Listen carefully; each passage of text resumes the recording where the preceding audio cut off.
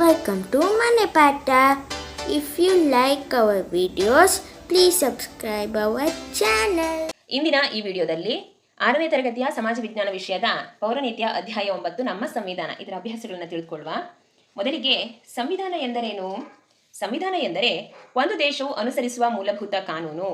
ಅಂದರೆ ಸರ್ಕಾರದ ಅಂಗಗಳು, ಅಧಿಕಾರ ಮತ್ತು ಕಾರ್ಯಗಳು, ಪ್ರಜೆಗಳ ಹಕ್ಕು ಮತ್ತು ಕರ್ತವ್ಯಗಳನ್ನು ಹೊಂದಿರುವ ಸರ್ಕಾರದ ಮಾರ್ಗಸೂಚಿಯನ್ನು ನಾವು ಸಂವಿಧಾನ ಅಂತ ಕರಿತೇವೆ. ಇದು ಸಂವಿಧಾನ ಸಭೆಯ ಅಧ್ಯಕ್ಷರು ಯಾರಾಗಿದ್ದರು?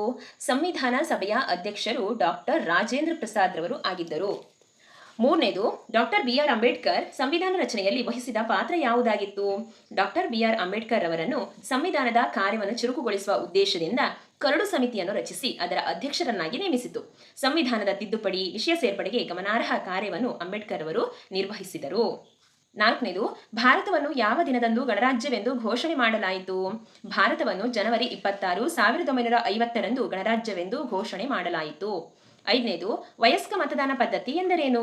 18 ವರ್ಷ ಮೇಲ್ಪಟ್ಟ ನಾಗರಿಕರು ಮತದಾನ ಮಾಡಿ ಪ್ರತಿನಿಧಿಗಳನ್ನು ಚುನಾಯಿಸುವ ಕ್ರಮವನ್ನು ವಯಸ್ಕ ಮತದಾನ ಪದ್ಧತಿ ಎನ್ನುವರು.